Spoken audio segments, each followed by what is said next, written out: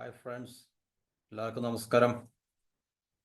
നമ്മളെ ആശങ്കപ്പെടുത്തുന്ന വലിയൊരു വിഷയം അമേരിക്ക നമുക്കെതിരെ ഏതെങ്കിലും രീതിയിലുള്ള ടാരിഫ്, ചുങ്കം, നികുതി ഏർപ്പെടുത്തുമോ എന്നുള്ളത് മാത്രമല്ല, പക്ഷേ നമ്മളുടെ തൊട്ടയൽ രാജ്യത്തെ ആണ് നമുക്ക് ഏറ്റവും കൂടുതൽ ഭയത്തോടു കൂടി അല്ലെങ്കിൽ ആശങ്കയോടു കൂടി നമുക്ക് കാണേണ്ടതും സമീപിക്കേണ്ടതുമാണ്.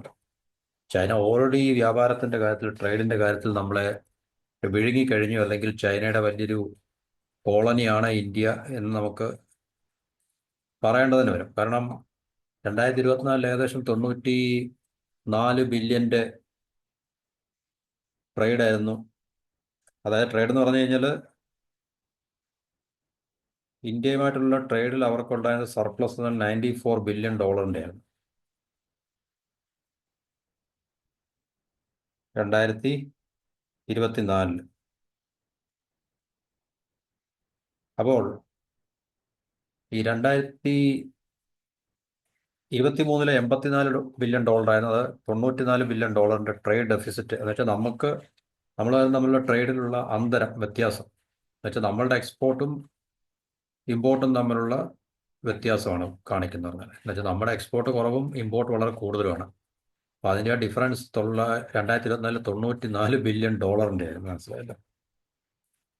അമേരിക്കയുമായിട്ട് $31 ബില്യൺ ട്രേഡ് സർപ്ലസ് നമുക്കുണ്ടായിരുന്നു. 31 നിന്ന് $36 ബില്യൺ. 2023 $31 ബില്യൺ സർപ്ലസ് ആയിരുന്നത് 24 $36 ബില്യൺ ആയി.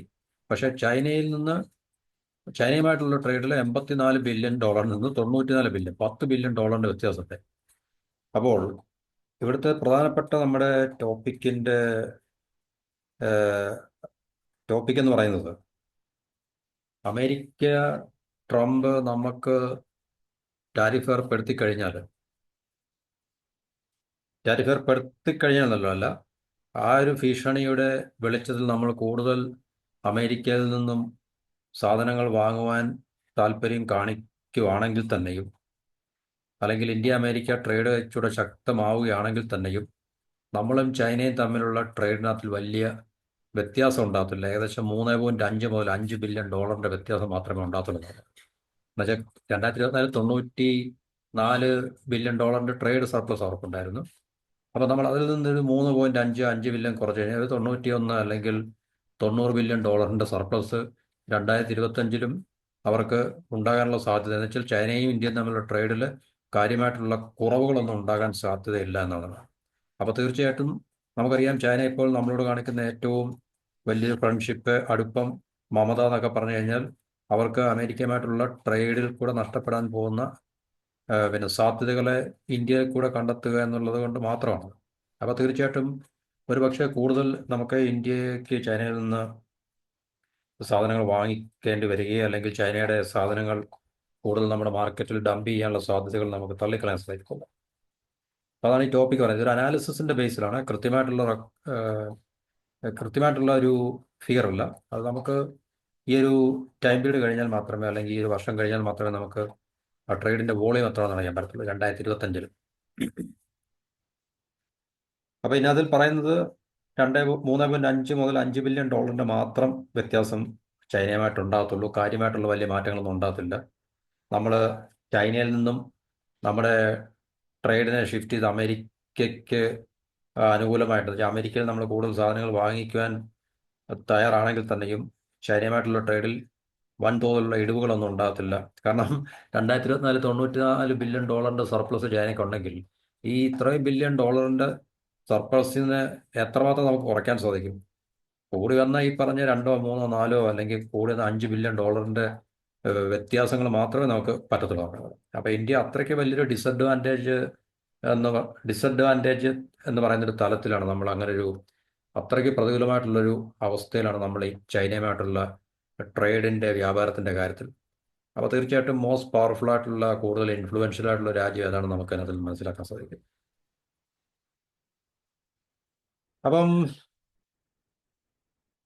മിനിസ്ട്രി ഓഫ് കൊമേഴ്സ് ഇൻഡസ്ട്രി നമ്മളുടെ ബിസിനസ് മേഖലയോട് അല്ലെങ്കിൽ ഇൻഡസ്ട്രിയൽ മേഖലയോട് ഈ ചൈനയിൽ നിന്നും നമുക്ക് മാറി മറ്റു രാജ്യങ്ങളിൽ നിന്ന് മേടിക്കാൻ പറ്റുന്ന സാധനങ്ങൾ ഏതൊക്കെയാണ്, ഇമ്പോർട്ട്സ്, നമുക്ക് റീപ്ലേസ് ചെയ്യാൻ പറ്റുന്ന ഇമ്പോർട്ട്സുകൾ ഏതൊക്കെയാണെന്നുള്ളതിനെക്കുറിച്ച്, അത് അമേരിക്കയിൽ നമുക്ക് മേടിക്കാൻ സാധിക്കുന്ന സാധനങ്ങൾ ഏതൊക്കെയാണെന്നുള്ളതിനെക്കുറിച്ചൊരു പിന്നെ റിപ്പോർട്ടുകൾ, അല്ലെങ്കിൽ ഈ പറഞ്ഞ ഒരു അതിനെക്കുറിച്ചുള്ളൊരു കൃത്യമായിട്ടുള്ള വിവരം നൽകണമെന്ന് മിനിസ്ട്രി ഓഫ് കോമേഴ്സ്, നമ്മുടെ വാണിജ്യ മന്ത്രാലയം പിന്നെ ബിസിനസ് കമ്മ്യൂണിറ്റിയോട് പറഞ്ഞായിരുന്നു. അപ്പം പീയൂഷ് ഗോയലാണ് നമുക്ക് കൊമേഴ്സ് മിനിസ്റ്റർ ആയിട്ടുള്ളത്. അപ്പം നമ്മളുടെ ഈ അമേരിക്കയുമായിട്ടുള്ള ട്രേഡ് ശക്തിപ്പെടുത്തുന്നതിന് വേണ്ടി, അമേരിക്കയിൽ നിന്നുള്ള ഈ പറഞ്ഞ ശക്തമായിട്ടുള്ള സമ്മർദ്ദങ്ങൾ ഒഴിവാക്കാൻ വേണ്ടി കൂടുതൽ നമുക്ക് അമേരിക്കയിൽ നിന്ന് വാങ്ങേണ്ടി വരും ആ സമ്മർദ്ദത്തിൻ്റെ അടിസ്ഥാനത്തിൽ. അപ്പം അങ്ങനെ വാങ്ങുകയാണെങ്കിൽ തന്നെ ഏതൊക്കെ സാധനങ്ങൾ നമുക്ക് ചൈനയിൽ നിന്നും, ചൈന ചൈനയുടെ ഏറ്റവും വലിയ ചൈന ഡിപ്പെൻഡ് ചെയ്യുന്നതിൻ്റെ ഏറ്റവും വലിയ വിഷയം എന്ന് പറഞ്ഞാൽ അവർ വളരെ ചീപ്പായിട്ടുള്ള പ്രൈസിലാണ്. അമേരിക്കൻ പ്രോഡക്ട്സ്, അമേരിക്കൻ ഗുഡ്സ് ഒന്നും അത്രയ്ക്ക് ചീപ്പല്ല. അപ്പോൾ അതുകൊണ്ട് നമുക്ക് തീർച്ചയായിട്ടും എല്ലാ സാധനങ്ങളും അമേരിക്കയിൽ നിന്ന് പോയി മേടിക്കാൻ സാധിക്കത്തില്ല. കാരണം വളരെ ലിമിറ്റഡ് ആയിട്ടുള്ള സാധനങ്ങൾ മാത്രമേ ചൈനയിൽ നിന്ന് മാറിയിട്ട് നമുക്ക് അമേരിക്കയിൽ നിന്ന് വാങ്ങിക്കാൻ പറ്റുള്ളൂ. കാരണം US പ്രോഡക്ട്സിൻ്റെയൊക്കെ കോസ്റ്റ് വളരെ കൂടുതലാണ് ചൈനയെക്കാളിലും എല്ലാ കാറ്റഗറിയിലും, ഓൾമോസ്റ്റ് ഓൾ കാറ്റഗറീസിൽ. ഇപ്പോൾ 4251 ഗുഡ്സ് അല്ലെങ്കിൽ ഐറ്റംസ് ഈ രണ്ട് രാജ്യങ്ങൾ തമ്മിൽ, ചൈനയും അമേരിക്കയിൽ നിന്ന് നമ്മൾ ഇമ്പോർട്ട് ചെയ്യുന്ന കാറ്റഗറി അല്ലെങ്കിൽ ലിസ്റ്റ് എടുത്ത് നോക്കിയപ്പോൾ പിന്നെ അമേരിക്കയ്ക്ക് ഏകദേശം 650 കാറ്റഗറിയിൽ മാത്രമേ ഉള്ളൂ പ്രൈസ് അഡ്വാൻറ്റേജ് ഉള്ളൂ. എന്ന് പറഞ്ഞാൽ ഈ 4251 ലിസ്റ്റിൽ, സാധനങ്ങളുടെ ലിസ്റ്റിൽ ചൈനയേക്കാൾ അല്പം വിലക്കുറവുള്ളത് 650 ഐറ്റംസ് അമേരിക്കയെ സംബന്ധിച്ച് അമേരിക്കൻ പക്കലിലുള്ളൂ. ബാക്കി 3601 സാധനങ്ങളും പ്രോഡക്ട്സുകളും ചൈനയുടെ വിലക്കുറവാണ്. അപ്പോൾ തീർച്ചയായിട്ടും നമുക്കറിയാം കച്ചവടം ചെയ്യുന്നവർ ചൈനീസ് പ്രോഡക്ട്സിനെ ഡിപ്പെൻഡ് ചെയ്യത്തുള്ളൂ. അപ്പം നാച്ചുറലി ചൈനയിൽ നിന്നുള്ള ഇമ്പോർട്ട്, നമ്മുടെ ഇന്ത്യയിലേക്കുള്ള ഇമ്പോർട്ട് നാച്ചുറലി കൂടുകയും ചെയ്യും. കാരണം നമുക്ക് ഡൊമസ്റ്റിക് മാനുഫാക്ചറിങ്, ഇന്ത്യൻ ആയിട്ടുള്ള മാനുഫാക്ചറിങ് അല്ലെങ്കിൽ പ്രൊഡക്ഷനും പ്രോഡക്ട്സ് ഒന്നും ഇല്ലാത്തത് കൊണ്ട് തീർച്ചയായിട്ടും കച്ചവടം ചെയ്യുന്നവർക്ക് റോ മെറ്റീരിയൽസ് ആയിട്ടും ഫിനിഷ്ഡ് ഗുഡ്സ് ആയിട്ടും അല്ലെങ്കിൽ മറ്റുള്ള എന്താണ് പറയുന്നത്, ബിസിനസ്സിന് ആവശ്യമായിട്ടുള്ള ബിസിനസ്സിന് കൺസ്യൂം ചെയ്യാനുള്ള അല്ലെങ്കിൽ ഫൈനൽ കൺസംഷനായിട്ടുള്ള പ്രോഡക്ട്സും റോ മെറ്റീരിയൽസും ഒക്കെ തന്നെ, സെമി ഫിനിഷ്ഡ് ഗുഡ്സും ഇതൊക്കെ തന്നെ ചൈനയിൽ നിന്ന് നമുക്ക് തീർച്ചയായിട്ടും ചീപ്പ് പ്രൈസിൽ കിട്ടുന്നുണ്ട്. ചൈനയെ ഡിപ്പെൻഡ് ചെയ്യുന്നതിൽ കച്ചവടക്കാരെ സംബന്ധിച്ച്, ബിസിനസ്സുകാരെ സംബന്ധിച്ച്, കാരണം വൻകിട ബിസിനസ്സുകാർ അംബാനി അദാനി മുതൽ ബാക്കി താഴോട്ടുള്ള എല്ലാവരും തന്നെ ചൈനയെ വൻതോതിൽ ആശ്രയിക്കുന്ന ഒരു അവസ്ഥയാണ് നമുക്കുള്ളത്. കാരണം അവരുടെ ഫിനിഷ്ഡ് പ്രോഡക്ട്സിനായാലും സെമി ഫിനിഷ്ഡ് പ്രോഡക്ട്സിനായാലും റോ മെറ്റീരിയൽസിനായാലും എല്ലാം. ഇപ്പോൾ സോളാർ ഇൻഡസ്ട്രിയുടെ കാര്യം നിലത്ത് കഴിഞ്ഞാൽ അത് നമുക്ക് പറയാം നമുക്കതിൽ. കാരണം ഇന്ത്യക്ക് വലിയൊരു ചൈനയെ ആശ്രയിച്ചേ പറ്റത്തുള്ളൂ, നമുക്ക് ചൈനയെ ആശ്രയിച്ചേ പറ്റത്തുള്ളൂ. അപ്പം ഈ പറഞ്ഞ 650 ഐറ്റംസ് അമേരിക്കയ്ക്ക് പിന്നെ പ്രൈസ് അഡ്വാൻറ്റേജ് ഉണ്ടെന്ന് പറഞ്ഞു. അതിലുപരി അമേരിക്കൻ കമ്മോഡിറ്റീസ് ചൈനയുടെ പ്രോഡക്ട്സിനേക്കാളിലും 50% വില കൂടുതലുമാണ് പല പ്രോഡക്ട്സുകളും. അപ്പം നമ്മൾ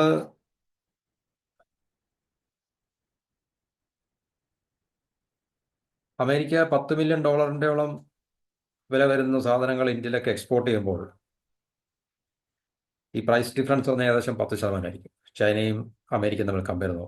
അപ്പോൾ തീർച്ചയായിട്ടും ചൈനയെ മാത്രമേ നമ്മൾ ഡിപ്പെൻഡ് ചെയ്യാൻ പോകത്തുള്ളൂ, കാരണം ചീപ്പ് കമ്മോഡിറ്റീസ് ചീപ്പ് പ്രൈസ് കിട്ടുമ്പോൾ.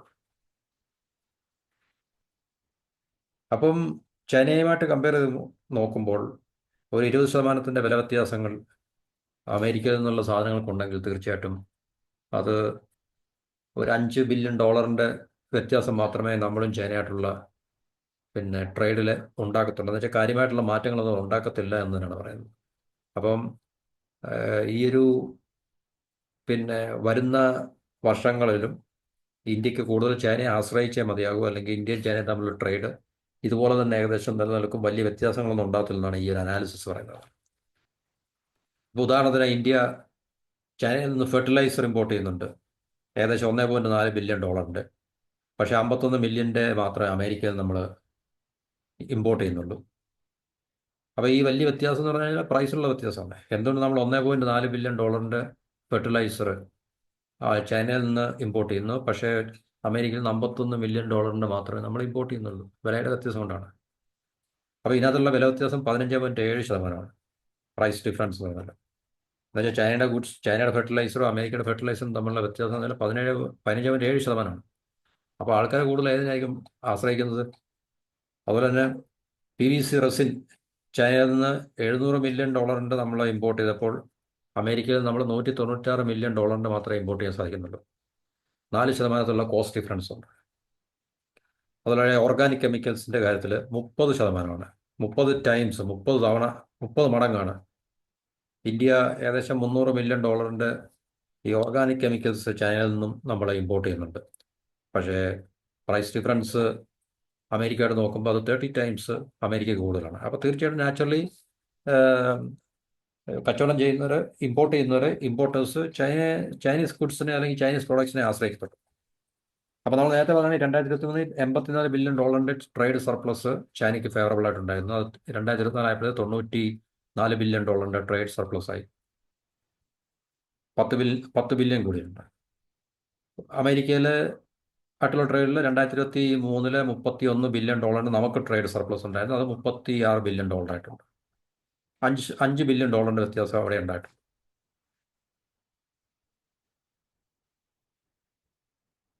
അപ്പം നമ്മൾ അമേരിക്കയുമായിട്ട് ഏതെങ്കിലും ട്രേഡ് അഗ്രിമെൻറ്റിൽ ഏർപ്പെട്ട് കഴിഞ്ഞാൽ അമേരിക്കയിൽ നിന്ന് കൂടുതൽ സാധനങ്ങൾ ഇറക്കുമതി ചെയ്താൽ തന്നെ അത് ചൈനയുമായിട്ടുള്ള ട്രേഡിൽ വലിയ കാര്യമായിട്ടുള്ള വ്യത്യാസങ്ങൾ ഉണ്ടാക്കത്തില്ല എന്നുള്ളതാണ് ഈ പഠനത്തിൻ്റെ അനാലിസിസിൻ്റെ കോർ പോയിന്റ് എന്ന് പറയുന്നത്. അത് ശരിയായിരിക്കും.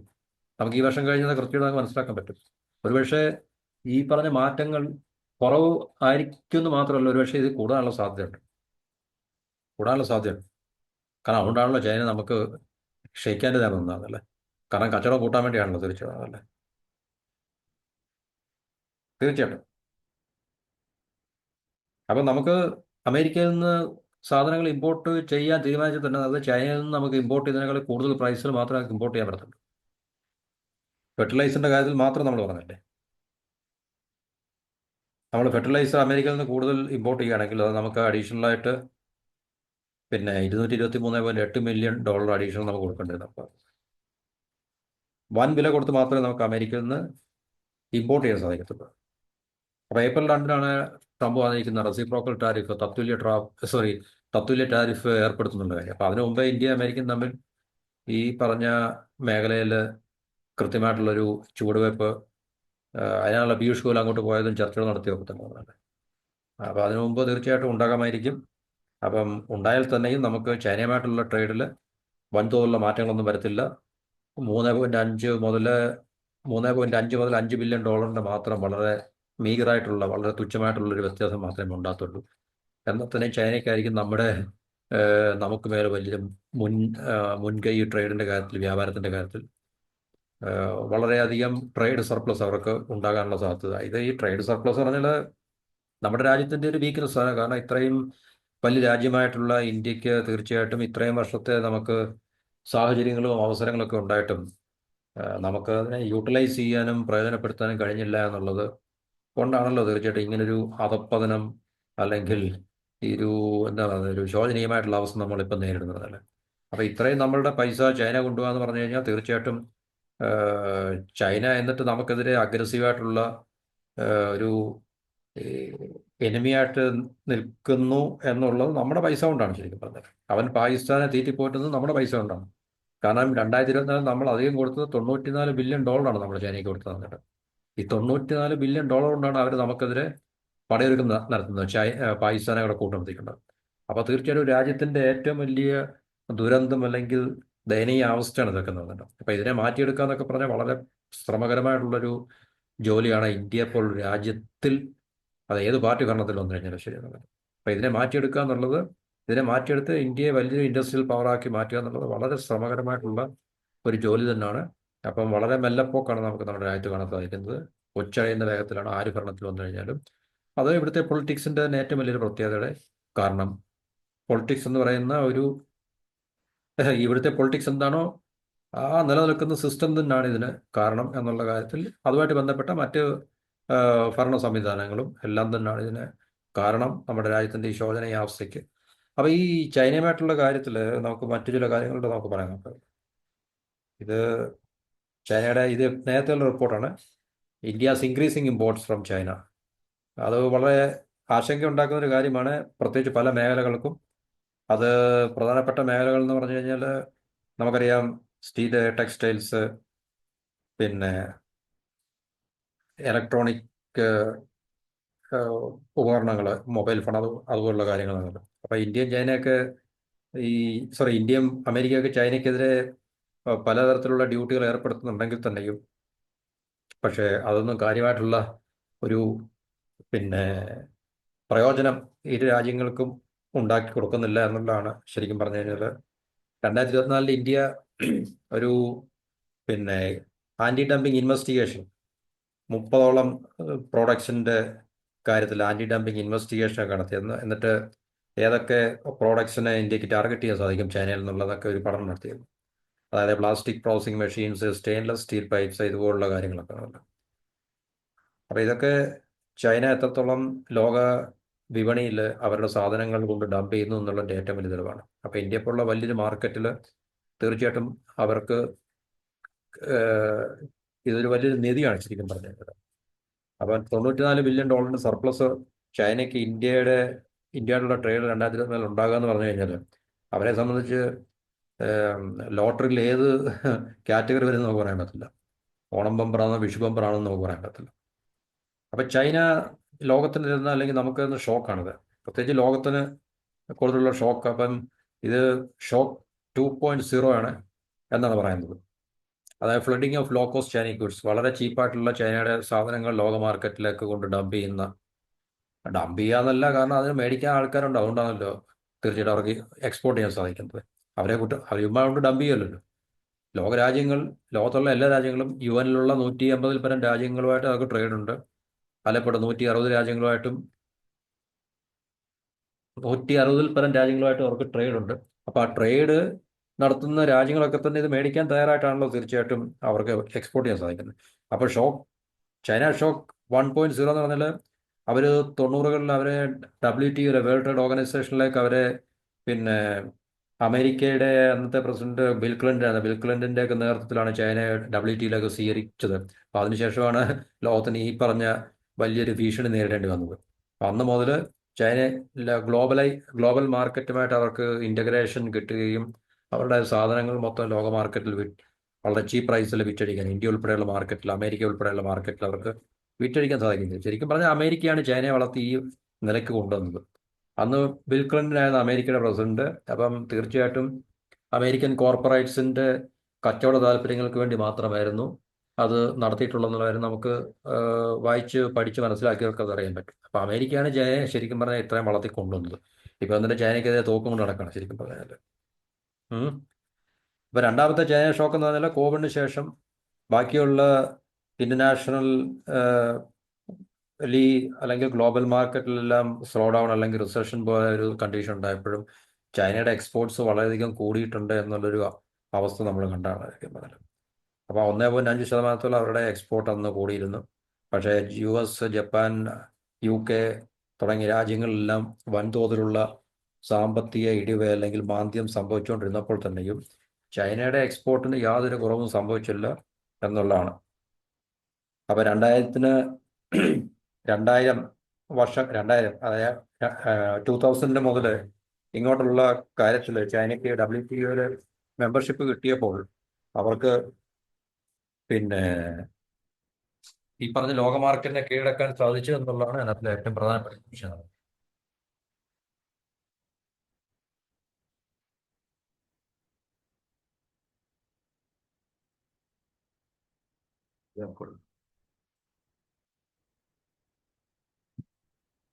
അതാണ് ചൈന ഷോക്ക് 2.0 എന്ന് പറഞ്ഞത്. ഈ ഗ്രാഫെല്ലാം കാണിക്കുന്ന അവരുടെ എക്സ്പോർട്ടിനകത്തുള്ള ഇൻക്രീസ് ആണ് 2023. അപ്പോൾ ഇന്ത്യയിലെ ഏതെല്ലാം സെക്ടറിനെ ബാധിക്കുന്നുള്ളതാണ് റിന്യൂവബിൾ എനർജി. കാരണം സോളാർ സെല്ല്, അതുപോലെ മൊഡ്യൂൾസ് എല്ലാം 80% മേളിൽ ഇന്ത്യ ചൈനയിൽ നിന്നാണ് ഇമ്പോർട്ട് ചെയ്യുന്നത്. 80% മേളിൽ. ഏതാണ്ട് 4.5 ബില്യൺ നമ്മൾ ക്ലീൻ എനർജി മാനുഫാക്ചറിംഗ് ഇൻവെസ്റ്റ് ചെയ്തിട്ട് തന്നെയും 80%-ലേറെ നമ്മൾ ഇമ്പോർട്ട് ചെയ്യുന്നത് ചൈനയിൽ നിന്നാണ്. അപ്പോൾ ഈ പറഞ്ഞ സോളാർ സെല്ല് ഉപയോഗിച്ച് നമ്മൾ എന്നിട്ടിത് അമേരിക്കയിലൊക്കെ നമ്മൾ എക്സ്പോർട്ട് ചെയ്യുന്നുണ്ട്. അപ്പോൾ തീർച്ചയായിട്ടും ഇത് ചൈനയിൽ നിന്നുള്ള ഈ വൻതോതിലുള്ള ഇമ്പോർട്ട് നമുക്ക് കൺസേൺ ഉണ്ടാക്കുന്നതാണ്. പിന്നെ സ്റ്റീൽ സെക്ടർ ഓൾറെഡി വളരെ പരിതാപകരമായിട്ടുള്ള അവസ്ഥയിലാണ്.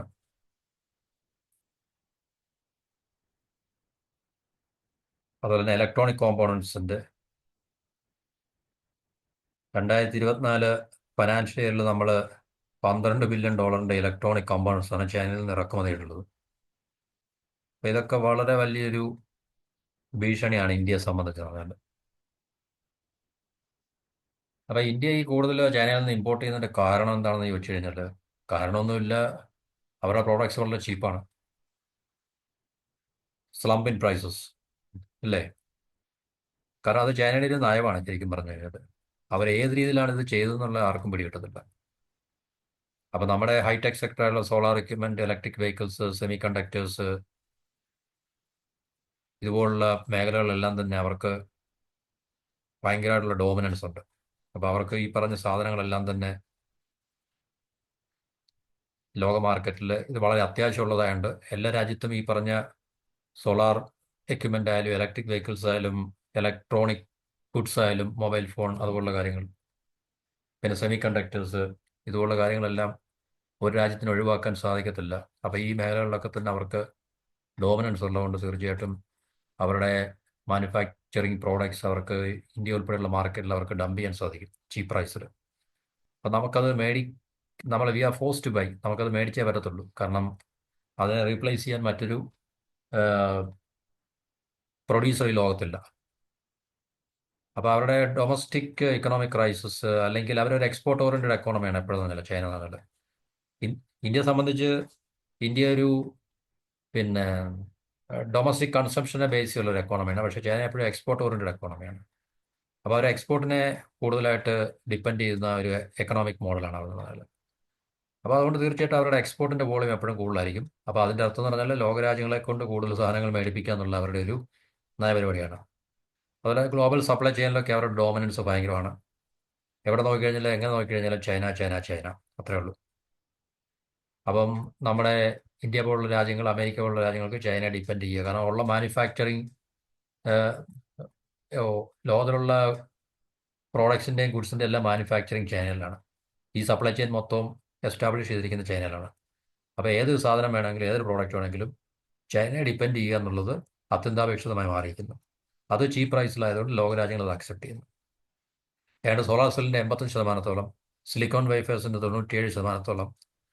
അപ്പം ഇന്ത്യ പോലുള്ള രാജ്യത്തിന് ഈ നമ്മുടെ സോളാർ സെക്ടറൊക്കെ വളരെ ബൂമിങ് സെക്ടർ ആണെങ്കിൽ തന്നെ ഈ പറഞ്ഞ raw materials in the sense ഈ സെക്ടറിന് വേണ്ട പ്രോഡക്ട്സ്, കമ്പോണൻസ്, ഗുഡ്സ് ഒക്കെ തന്നെ നമുക്ക് ചൈനയെ അല്ലാതെ മറ്റു രാജ്യത്ത് നമുക്ക് ആശ്രയിക്കാൻ സാധിക്കത്തില്ല. അപ്പോൾ നമ്മളുടെ ഇമ്പോർട്ട് തീർച്ചയായിട്ടും വൻതോതിൽ വർദ്ധിക്കും. പിന്നെ നമ്മുടെ ഡൊമസ്റ്റിക് കപ്പാസിറ്റി വളരെ കുറവാണ്. കാരണം ഈ പറഞ്ഞ സാധനങ്ങളൊന്നും തന്നെ നമ്മുടെ ഡൊമസ്റ്റിക് കൺസംഷന് വേണ്ടി പ്രൊഡ്യൂസ് ചെയ്യാൻ തക്ക കപ്പാസിറ്റി നമുക്കില്ല. അപ്പോൾ നമ്മുടെ മാനുഫാക്ചറിങ് കപ്പാസിറ്റി അല്ലെങ്കിൽ മാനുഫാക്ചറിങ് സെക്ടറിനെയൊക്കെ നമുക്ക് ഡെവലപ്പ് ചെയ്യാൻ നമ്മൾ ഫെയിൽഡായി. നമ്മൾ മുമ്പേ പറഞ്ഞല്ലോ, ഇവിടുത്തെ പൊളിറ്റിക്കൽ സിസ്റ്റംസ് കാരണം. അപ്പോൾ നമുക്ക് അതിനുള്ള ടെക്നിക്കൽ എക്സ്പെർട്ടൈസ് ഇല്ല. നമുക്ക് ചൈന ഉൽപ്പാദിപ്പിക്കുന്ന പോലെ ക്വാളിറ്റിയിലോ അല്ലെങ്കിൽ കുറഞ്ഞ പ്രൈസിലോ ഉൽപ്പാദിപ്പിക്കാൻ, നമുക്ക് കുറഞ്ഞ പ്രൈസിൽ ഉൽപ്പാദിപ്പിക്കണമെങ്കിൽ നമുക്ക് മാസ് പ്രൊഡക്ഷൻ വേണം. അപ്പോൾ അതിന് തക്ക ടെക്നിക്കൽ എക്സ്പെർട്ടൈസ് നമുക്കില്ല. അപ്പോൾ നമ്മുടെ ഇലക്ട്രോണിക് സെക്ടറിലെല്ലാം ചൈനയാണ് വൻതോതിൽ ആശ്രയിക്കുന്നത്. ഫിനിഷ് പ്രോഡക്ട്സിനും കോമ്പണൻസിനും, അതായത് സ്മാർട്ട് ഫോൺസ്, സെമി കണ്ടക്ടേഴ്സ്, ഫോണിൻ്റെ ഡിസ്പ്ലേ, ഇതുപോലുള്ള കാര്യങ്ങൾക്കെല്ലാം തന്നെ നമുക്ക് ചൈനയെ ആശ്രയിക്കേണ്ടി വരുന്നു. അപ്പോൾ തീർച്ചയായിട്ടും നാച്ചുറലി നമ്മുടെ ഇമ്പോർട്ട് കൂടും. പിന്നെ ടെക്നോളജിയിലും ഇന്നോവേഷനുള്ള ഗ്യാപ്പ്, അതിലൊക്കെ ചൈന വളരെ മുൻപന്തിയിലാണ്. അവർ ഈ മേലെല്ലാം അഡ്വാൻസ് ആയിട്ടുള്ള കപ്പാസിറ്റി അവർ ഉണ്ടാക്കിയെടുത്തു കഴിഞ്ഞു. Hi-tech sectors, electronics, telecom equipment, renewable energy, അതായത് സോളാർ പാനൽസ്, ഇതുപോലുള്ള കാര്യങ്ങളൊക്കെ, ടെലികോം എക്യുപ്മെൻസിലൊക്കെ ചൈന മുൻപന്തിയിലാണ്. അപ്പോൾ തീർച്ചയായിട്ടും ഇവിടുത്തെ കച്ചവടം നടത്തുന്നവർക്ക് ചൈനയെ ആശ്രയിക്കാതെ മറ്റു മാർഗങ്ങളൊന്നുമില്ല. അപ്പോൾ ഇന്ത്യക്ക് ഈ പറഞ്ഞ മേഖലകളിലൊക്കെ തന്നെ എല്ലാ മേഖലകളിലും റിസർച്ച് ആൻഡ് ഡെവലപ്മെൻ്റ് ഇല്ല. അപ്പോൾ ചൈനയുടെ ടെക്നോളജിക്കൽ അഡ്വാൻസ്മെൻറ്റിനെ ഒപ്പം കിടനിൽക്കത്തക്ക രീതിയിൽ, അല്ലെങ്കിൽ അതിനെ വെല്ലുവിളിക്കത്തക്ക രീതിയിലുള്ള റിസർച്ച് ആൻഡ് ഡെവലപ്മെൻ്റ് ഇല്ല. അപ്പോൾ അതുകൊണ്ട് തീർച്ചയായിട്ടും നാച്ചുറലി നമുക്ക് ചൈനീസ് പ്രോഡക്ട്സിനെ ഡിപ്പെൻഡ് ചെയ്യുക, ചൈനീസ് ഇമ്പോർട്ടിനെ ഡിപ്പെൻഡ് ചെയ്യുക ചൈനീസ് എക്സ്പോർട്ടിന്, അതായത് നമ്മൾ ചൈനയിൽ നിന്ന് ഇമ്പോർട്ട് ചെയ്യുക, അതിനെ ഡിപ്പെൻഡ് ചെയ്യുക എന്നല്ല നമുക്ക് മാർഗ്ഗമില്ല. അപ്പോൾ തീർച്ചയായിട്ടും ചൈനയായിട്ടുള്ള ട്രേഡിൽ വൻതോതിൽ അവർക്ക് ഫേവറബിളായിട്ട് അല്ലെങ്കിൽ അവർക്ക് സർപ്ലസ് ഉണ്ടാകും എന്നുള്ള കാര്യത്തിൽ സംശയങ്ങളൊന്നുമില്ല. പിന്നെ നമ്മുടെ ഇൻഡസ്ട്രിയൽ പോളിസിയിലൊക്കെയുള്ള ഒത്തിരി ലിമിറ്റേഷൻസ് ഉണ്ട്. നമുക്കറിയാം, ബ്യൂറോക്രാറ്റിക് ആയിട്ടുള്ള തടസ്സങ്ങൾ, പൊളിറ്റിക്കൽ തടസ്സങ്ങൾ, പിന്നെ ഇൻഫ്രാസ്ട്രക്ചർ ഇത് നമ്മുടെ രാജ്യത്ത് വേണ്ട രീതിയിൽ പരിഗണിക്കപ്പെട്ടിട്ടില്ല. ഇപ്പോൾ കുറച്ച് മാറ്റങ്ങളൊക്കെ ഉണ്ടാകുന്നുണ്ടെങ്കിൽ തന്നെയും അതുപോലെ തന്നെ ഹൈ ഇൻപുട്ട് കോസ്റ്റ്, അപ്പോൾ ഇതുപോലുള്ള കാര്യങ്ങളൊക്കെ തന്നെ നമ്മുടെ ഇൻഡസ്ട്രിയൽ ഇക്കണോമിക് പ്രോഗ്രസ്സിന് തടസ്സം നിൽക്കുന്ന കാര്യങ്ങളാണ്. അപ്പോൾ ഇതൊക്കെ മാറ്റിയെടുക്കുക എന്നുള്ളത് അത്ര പെട്ടെന്ന് നടക്കുന്ന കാര്യമല്ല, അല്ലെങ്കിൽ വളരെ ഡിഫിക്കൽട്ടായിട്ടുള്ള, വളരെ ശ്രമകരമായിട്ടുള്ളൊരു പിന്നെ പ്രശ്നം തന്നെയാണ്.